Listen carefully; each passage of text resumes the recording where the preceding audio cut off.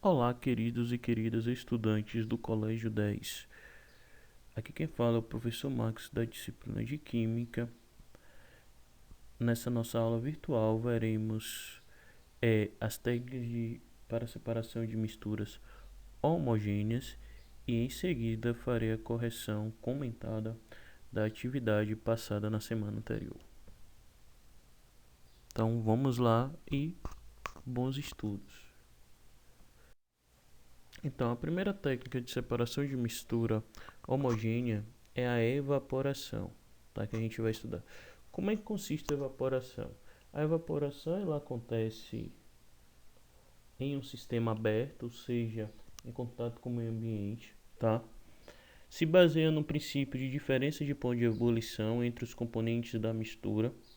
Nesse caso, essa é uma técnica utilizada para separar sais da água do mar, né? Bastante utilizada essa técnica. Como é que funciona? A solução salina, que é, que é extraída do mar, ela é colocada em tanques abertos, onde esses tanques ficam expostos à temperatura do meio, né? Ou seja, expostos à energia solar. Com o tempo, a água, ela, por possuir um menor ponto de ebulição do que os sais, ela evapora e o sal fica retido nos tanques. Observe que quem já teve a experiência de tomar um banho de mar é algo bastante semelhante, né? Quando a gente entra no mar e depois sai, vem para a areia, tomar um solzinho para secar, o que acontece? Com o tempo a gente consegue perceber que nossa pele está um pouco esbranquecida. E o que é esse embranquecimento da pele assim, né?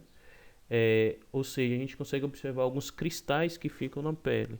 Nada mais do que é a água do mar que evaporou e ficou depositado sobre suas peles os sais. A outra técnica de separação também funciona no mesmo princípio da evaporação, tá? Só que ela é conhecida como destilação simples. Essa é uma técnica que serve para separar líquidos que se misturam ou líquidos sólidos, tá? Também o princípio é baseado na diferença de ponto de ebulição, onde a gente tem em um recipiente inicialmente a mistura, tá? Essa mistura ela passa pelo aquecimento. Obviamente que a substância de menor ponto de ebulição ela vai evaporar. Ela é canalizada para um condensador. O vapor da substância de menor ponto de ebulição vai ser resfriado e em outro recipiente que nessa figura mostrando ela é maia, ele é capturado, certo? Então, o princípio é o mesmo da evaporação. O que é que diferencia, professor? A diferença ela tá que a evaporação é um sistema aberto e a destilação simples funciona com o sistema fechado. E a última técnica de separação que a gente vai discutir é a técnica de separação conhecida como destilação fracionada. O princípio é o mesmo da evaporação e é o mesmo da destilação simples. A principal diferença é que na destilação simples o número de componentes da mistura é bem reduzido, certo? É aconselhável utilizar a destilação simples quando a mistura contém somente dois componentes. A destilação fracionada ela contém muitos componentes. Ela é bastante aplicada na separação dos subprodutos provenientes do petróleo, tá? Porque o petróleo é uma mistura homogênea, um óleo negro, né? Por isso que o nome é petróleo, que contém uma série de outras substâncias ali, como óleo combustível, diesel, querosene, gasolina, butano, gás propano e outros gases, tá?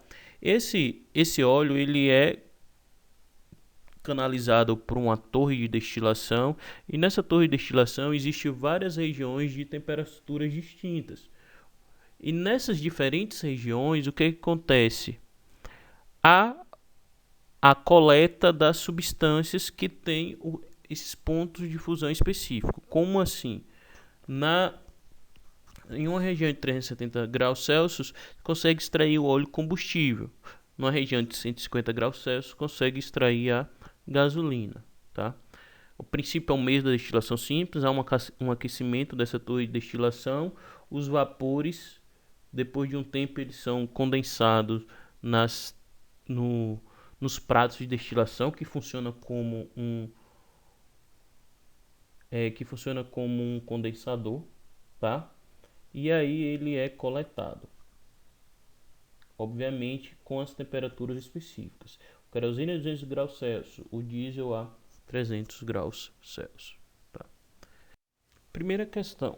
O tratamento de água pode envolver as seguintes etapas. 1. Manter a água em repouso por um tempo adequado para a deposição no fundo do recipiente do material em suspensão mecânica. Tá? 2. A remoção das partículas menores em suspensão não separáveis pelo processo descrito na etapa 1.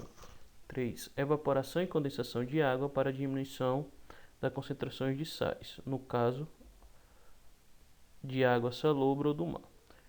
Neste caso, pode ser necessária a adição de quantidade conveniente de sais após o processo. A etapa 1, 2 e 3 corresponde respectivamente aos processos de separação denominados. Então, etapa 1, ela é a descrição da decantação, né? Ou em alguns materiais vocês podem encontrar falando que também é sedimentação.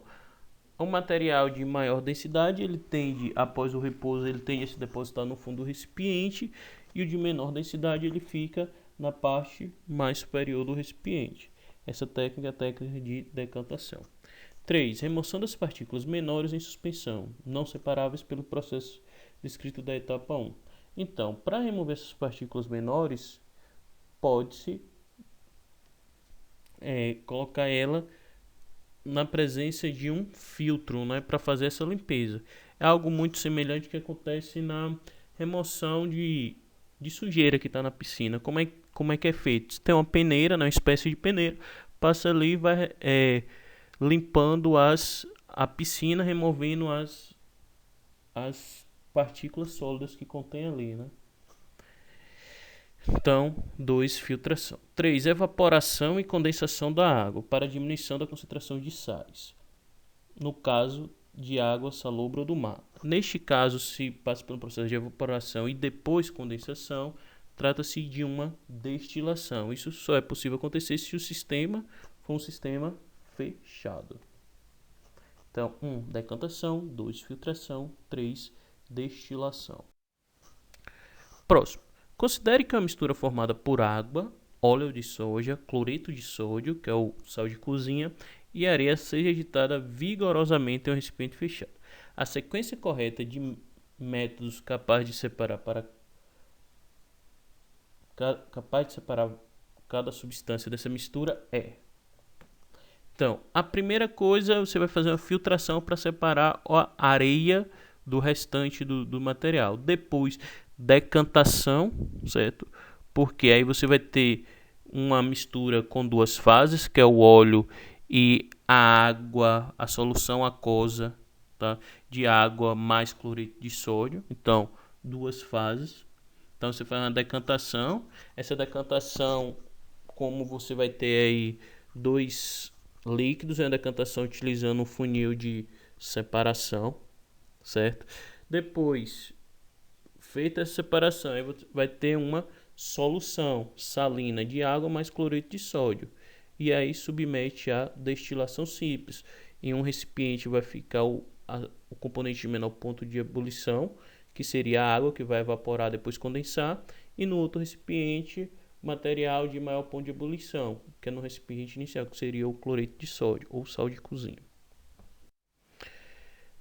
Dentre as opções abaixo, assinale o que corresponde à sequência correta de procedimentos que devem ser adotados para separar os componentes de uma mistura de água, sal de cozinha, óleo, combustíveis e pregos de ferro. Então, a sequência correta seria separação magnética.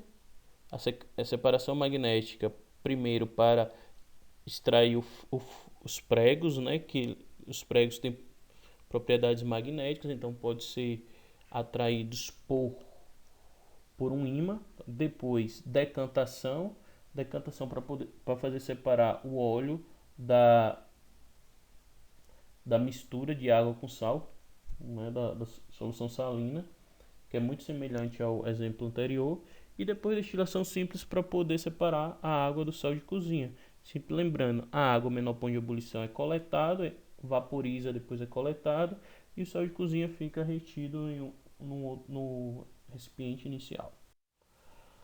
O aspirador de pó é um eletrodoméstico que permite separar misturas do tipo sólido gás por filtração, né? É o que está acontecendo hoje, por exemplo, em época de Covid-19, o que é que vocês estão utilizando ou deveriam estar utilizando para sair à rua?